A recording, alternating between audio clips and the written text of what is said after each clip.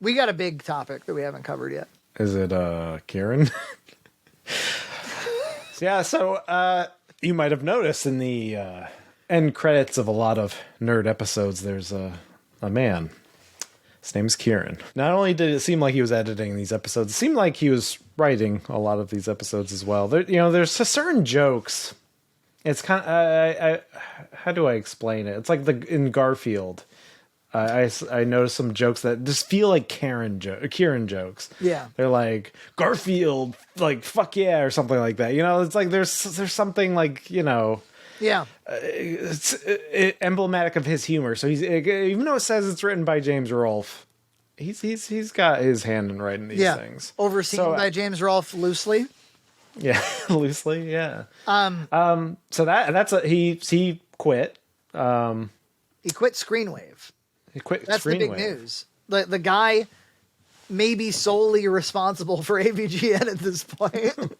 Yeah, maybe Mike does the gameplay footage, and he just goes by Mike, of course. Mike is probably like, look, the gameplay footage is going to be there whether you use it or not. It's all yours. Go nuts.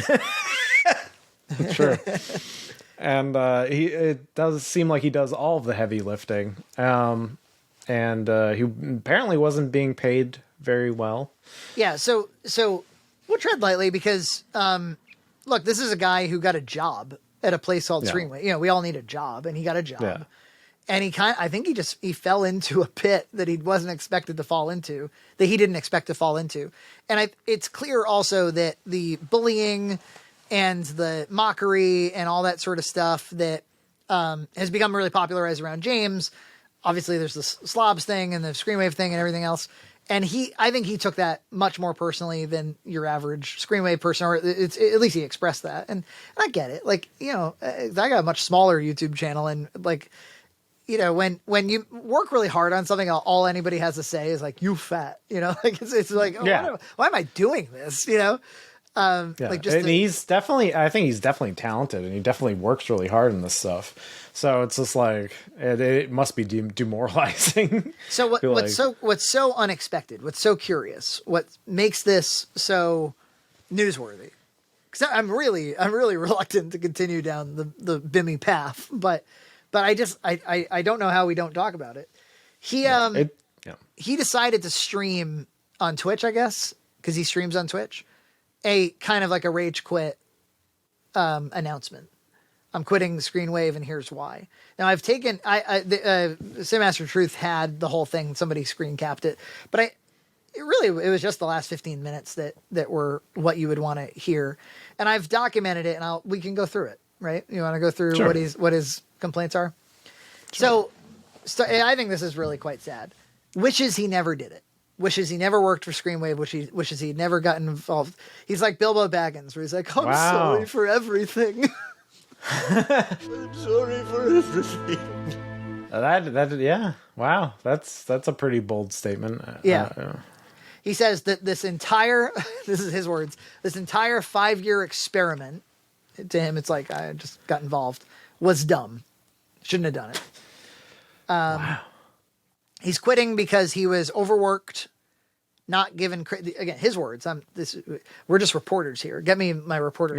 Yeah, you got a little press card in the hat and the little belt around the hat. He was overworked. He was not given credit for the successes. He was reamed for the failures, like episodes that underperformed. After the plagiarism scandal, with New and Monster Man, and he names New, he actually says the guy's name. Wow. Because it was always, they left it somewhat, and they were trying to be respectful, I guess, of like, I was talking to some people the other day, and I was like, by the way, because a lot of people were really critical of James's decision to put out like an unlisted apology video. And I was like, I could tell you how I would have handled that whole thing. Because I said, obviously the biggest problem is that he's admitting that he doesn't write these. And he was trying to hide that fact, and he never should have hid that fact. A long time ago, he should have said, hey, I've been entertaining you for 10 years. It's been the time of my life. I'm establishing priorities in my life. I'd like to introduce you to some creative collaborators I'm going to be working with. These guys are going to be writing a lot of our content, and they're going to be shooting it, and I'll always be involved. I always want to be involved, but I'm kind of shifting my focus now. That's what he should have done. Because then when something like this happens, you can be like, oh yeah, remember those employees we mentioned? This was one of them. Yeah. They fucked up and we're dealing with it. Yeah. So I would have put out, instead of just being like smoke and mirrors and lying all the time. It's weird. I would have put up a press release on the website and on the official Cinemassacre Reddit. That then I would know that the other Reddit could repost it and do with it what it will. And that press release would say, the team at Screenwave produces Cinemassacre content and worked on and produced many of the episodes or produced all episodes of Monster Madness. And one employee who took the lead was found to be plagiarizing, and we're dealing with it internally. And we apologize. We're going to clean it up, and we're dealing with it internally. That's what I would have done. But anyway, it left them in a really bad spot. And apparently Kieran was tasked with going through all those videos and cleaning up the plagiarism stuff. And then kind of from his perspective was left with the kind of remnants of Cinemassacre, or of AVGN or whatever. Because you can see each collaborator kind of, because around December, right? Like Justin said, I'm going to go work on my health. He's backing out. It really did feel like the weight of Cinemassacre was on Kieran's back. Yeah. Yeah. I mean, even I felt it because I saw the credits and it was just like, we saw Mike and then we saw Kieran, and like I said, I could feel his humor. Some people have joked right away. They were like, Red Cow should make AVGN content. And of course, my first reaction was like, God, no. Fuck no. There's no way I would, not that they would be interested, but I would never want to have to get James to do anything or try to make it fresh after all these years. But I was thinking, I said, who would make an awesome AVGN episode? EJ Massa. I was like, EJ could kill it. I would love to see that. You wouldn't be in it. You just write and edit it. You would knock it out of the park. They should. I think it would be like Kieran, where the humor would come through. It'd be, I can only write myself. Right. I did. I can't say who it was. I did actually, because I'm under NDA, but I did audition or go for a job as a slob for another big YouTuber. And I think I didn't get it because I edited it way too closely to what I would think is funny. Oh, interesting. And I think I had to appeal to Zoomers a little bit more, and I just can't do that. Yeah, you need to say cringe and L takes more often. He says that his only computer to his name is the Screenwave computer, so he has to give that up. And I imagine, if he's anything like me, his only skills really in the job market would require a computer. So that sucks. I think I heard he was getting paid somewhere in the $40,000 range. Makes sense. Judging from my experience of applying to a similar job, it would probably be that or a little bit more. But it's shitty. Yeah.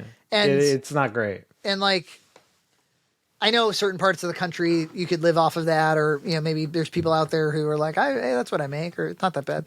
But with his talent, he could easily make 100,000 or more. Yeah, working for because you do videography for a corporation, and you're going that's a guy that could just work for a corporation, right?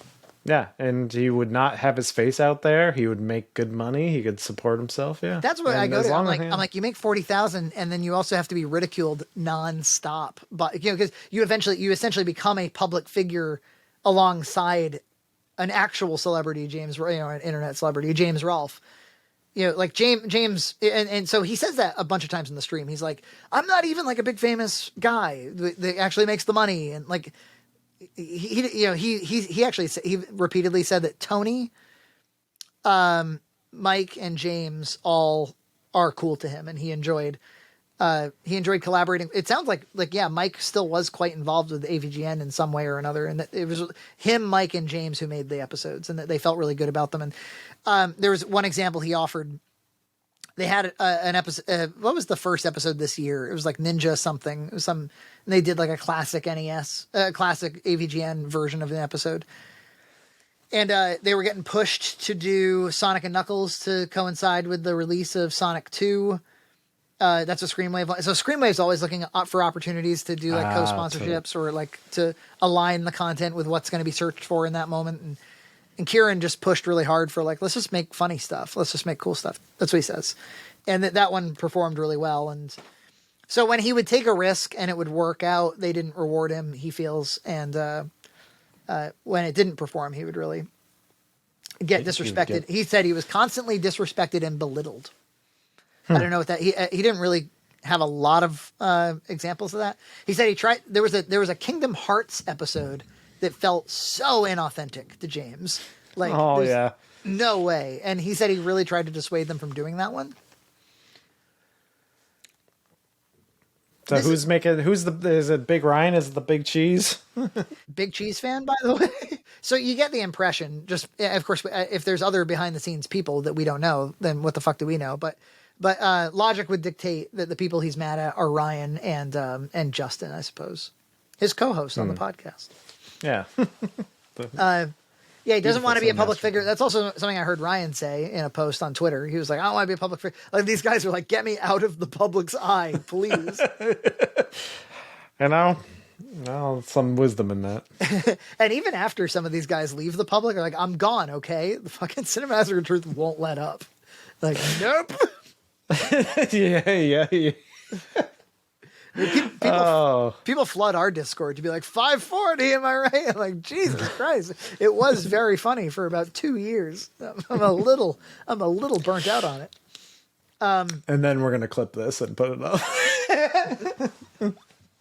Well, look, who else is doing Cinemassacre news? Yeah, news, press.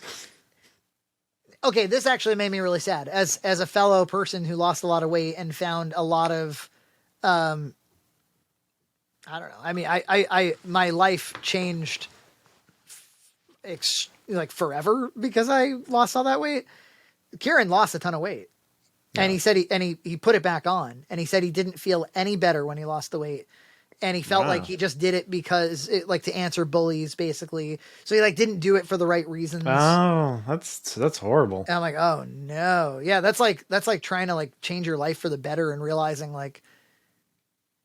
Because it's true. It's like, yeah, you lost it for the wrong reason, but you do need to lose it. Like, we all need to be healthy. Yeah. And so that, I don't know, that really, that of everything he said, I was like, oh, that sucks. This will bum you out. I just like all of this. I used to work as an engineer, and I remember I like gained a ton of weight. I was super depressed, and I wanted to like quit real bad. And this is giving me like flashbacks of that and being abused, but not abused by coworkers. But all my coworkers had the wrong attitude, and it was just like I was a miserable time. And I feel for Kieran because he's He's like so talented. I mean, you see any of that? Like, let's see the Doom episode. That's crazy, Well, then this will really depress you. He says he doesn't want to edit video ever again. That really depresses me. Yeah. Because like I said, he's got a lot to be proud of. Right. They blame him for that. They say that the color grading is piss yellow. And they think that he did that. I don't know. Maybe he did. So they're all waiting on bated breath for the next Kieran-less AVGN to see if it goes away. Yeah. I mean, that's who's going to be working on this damn thing. One of my big takeaways, really, and I saw somebody else post this, and everybody jumped on him and downvoted him, and I was like, wait a minute, the guy has a point. It was like, what's James's involvement in any of this? And they're like, well, he's just a client at Screenwave, and Screenwave, whatever. Kieran's just I'm like, yeah, no, I get that, but like, Kieran's literally the person making AVGN. Yeah, literally he's his primary collaborator, And so like, James can't afford to lose Kieran. James relies on James has outsourced his entire creative industry and it landed in Kieran's lap, and now Kieran's leaving because he's mistreated. And I don't know what it would take to retain him internally, not in public, but would it be $10,000 a year more and like to talk over some of these issues as a group? Would that help? Maybe like a bonus for well-performing videos. Like you could do like anything, but I don't know. Maybe he just sees Kieran as a room goer. The room goer thing is I would prefer that meme take off. Now that we're way past take a wild guess and stuff, can we do more room goers? Just keep it fresh, guys. That's all I'm asking. But my room pal. He's just a room pal. So I'm just going like, hey James, you've got all the juice, man. Like if you've got to be, or at the very least, like did Kieran? I would hope that Kieran would be able to go to James and be like, hey, I got to tell you, this company that like I'm carrying a lot of water for is not treating me right, and I think probably I'm on my way out. Like, yeah, it would be a professional courtesy just to tell James that, and then to give James an opportunity to not that the guy has ever shown any amount of assertion over a situation ever. But yeah, I wonder. Yeah, I wonder because especially I remember when Mike was gone the first time. He's just like, oh, Mike's gone now. It's like, all right. That is what led me to Cinemassacre Truth. I saw the announcement like, Mike, of course, will not be on the channel anymore. Anyway, I was like, what? What? Did you say what I think you just said? Yeah. I mean, we read the book. The guy, he had some maniac on the set of his movie, stealing money and being violent with people, and like it took weeks, and being like scared of like, but what if he steals the whole production or something? James is just not. He's just not an assertive guy, but he had the power here, I think, probably to intervene. I would hope that I would if I was in this situation. Or I would at least hear Kieran out and decide for myself if I thought he was being fair or not, Right.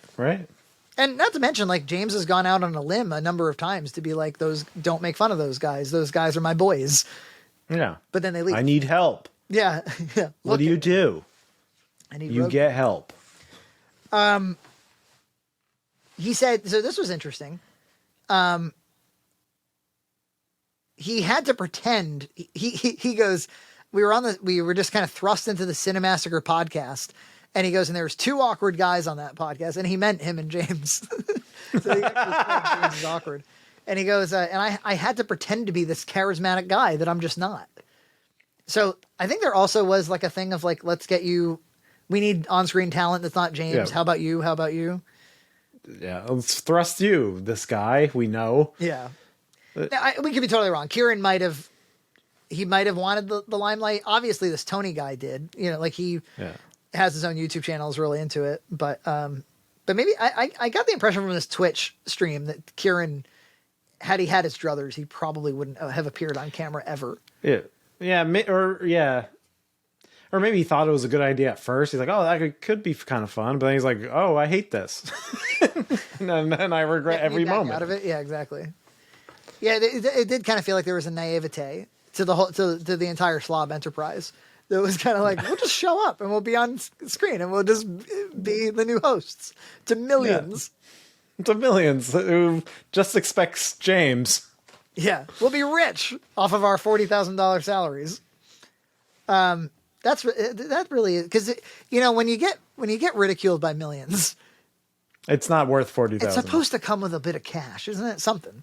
That was one of his points, really. That was one. You could be like a manager at Walmart and be like, I know. Like, I get made fun of by 10 people instead. So he also said that he really had to pretend not to be bothered by the bullying. He was really bothered by it. He said that Cinemassacre Truth did a lot of fucked up things to him. He said he was regularly baited into direct message conversations that would then be screen grabbed and posted on Reddit. I saw that happen all the time. I think that's super fucked up. Like, yeah. What do you do? We've gotten prank called by truthers. And, we got, I mean, again, it's there's like 20,000 people over there. You can't really, and I've been contacted by tons of like, just like dads and longtime fans of James and people who are just caught up in the funniness of it all. And so like we are, and so there's definitely like a lot of, positivity, but I think so. But you get a nut every once in a while. You get a nut. If it's 1 out of 10, that's a lot of nuts. That's whatever. It scales with the the amount of attention. Yeah, right. What else?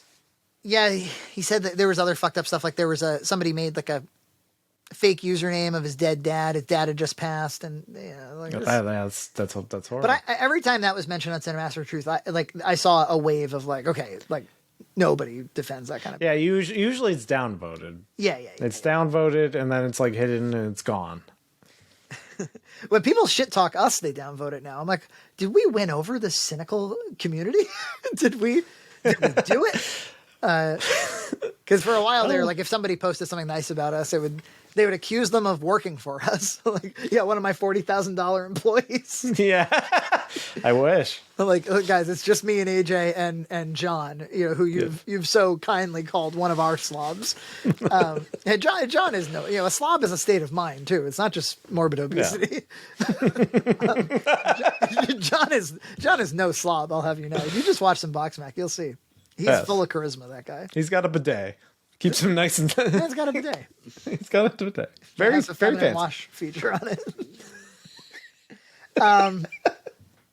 He said he might be on Tony's Hack the Movies every once in a while. Tony has gone full-time with that. He's making like $24,000 a year on Patreon, I noticed, and therefore probably about that much in AdSense. So...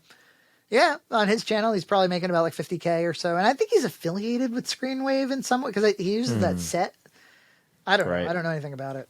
One of the things he says, he hears all the time, shouldn't you have thicker skin? And he's like, well, why don't you just be nice? How about that?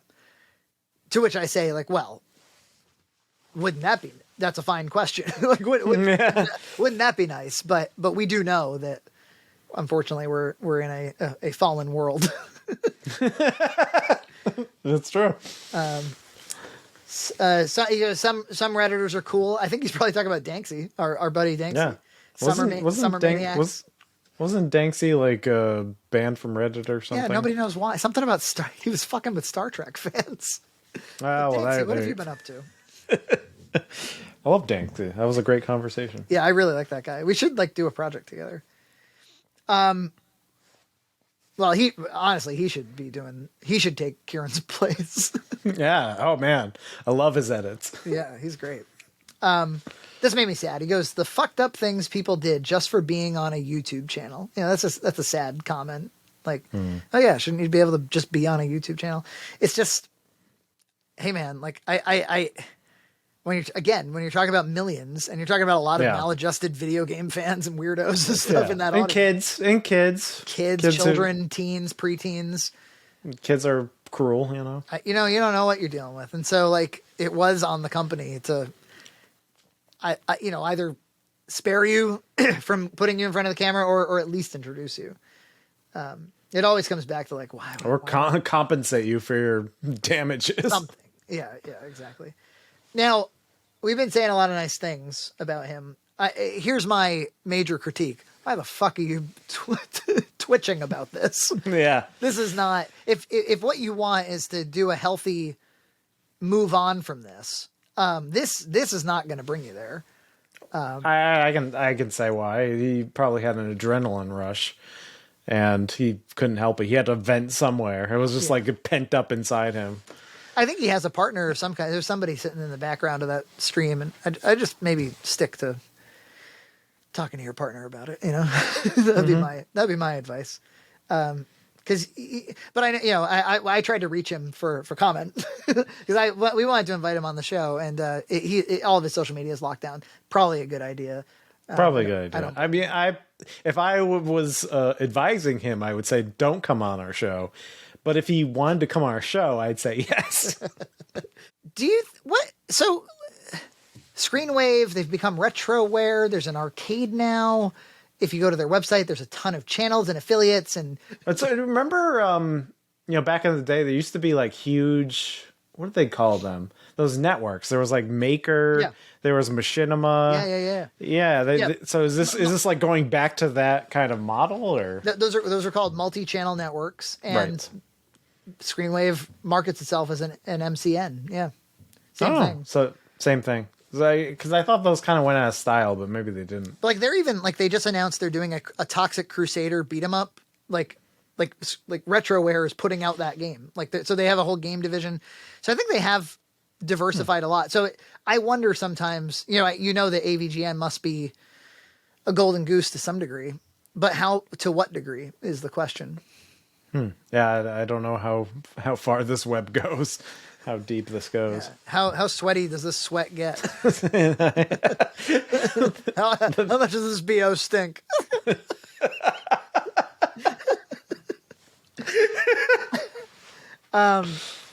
Here we were being so kind, and then suddenly, that's how it always goes. And we're gonna get dinged for that, like 1%. People are gonna be like the BO joke. So okay, AVGN, it's probably on the way out, but You think? But you can't count it out. Damn it! It still has millions of people who watch it. It's still a powerful brand. It's like the people and there's people who don't know who Kieran is and never will. Never will. And so it's kind of like the MCU where you're like, this must be the end, right? And then somehow it ekes by. So here's the question. So if I was another MCN and I was watching from the outside, I'd be like, hey, what year is James into on his contract? Because these guys, between the plagiarism and between everybody leaving and all the bad press and the lack of on-screen talent to augment James, I'd be like, I would be showing my ass to James and being like, right. What you see. So I had a crazy idea. So the problem with that is that if you went to him and did all that, you'd have two options. You'd either become the new slobs because you'd be putting yourself on camera with him or whatever because he can't do it all himself anymore. Or you would just hide yourselves and you would just act like James was doing it all, and you'd end up with green screen movie reviews and the occasional AVGN like you have now. So those are kind of your two options. I got a third option. Do you remember Screw Attack? Right. Yeah. They were the Stuttering Craig. Hey, I'm Stuttering Craig. And what was the other guy? Tom or something? Those guys were like, I don't know, subsidiaries of Game Trailers or something. And they were, of course, the ones who contracted AVGN in the first place so long ago. And they've totally disbanded.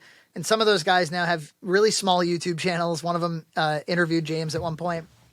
What if those guys made a play for James again? And so like the augmented content, the content that's not just James, are people that at least some of the audience knows from the past. So it's not just like a new crop of strangers. It's like Screw Attack reunion. Instead, it's getting the band back together. Could that work? And honestly, I see some of their content. It doesn't look bad. Like the videography looks pretty good. The editing looks pretty good. Like they present better on camera, way better on camera than any of Screenwave ever has. That's true. I don't know. You could do a what else is James gonna do? And then you could evolve that, you know. Yeah. Just a thought, you know. Red Cow's not making any play for it. Yeah, I'm not doing I gotta make like some ribs or something, you know. We'll just be undecided about what kind of content we want to make forever. Have to make 16-minute documentaries explaining like, well, here's why there's so much of it and it's not cohesive. Because we can't stop making stuff and we can never decide what we're doing. Yeah. And Boxmac is over. We're done with it.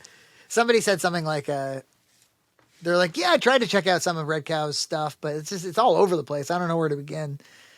And I kind of was like, well, we're a really small channel. What, in all honesty, what would you recommend? Would you recommend a channel per concept? Like some business-minded people might suggest that. They're like, every time you try a new thing, do a different channel just so you can hold on to, so you're not asking the audience to go along with you on stuff they didn't sign up for.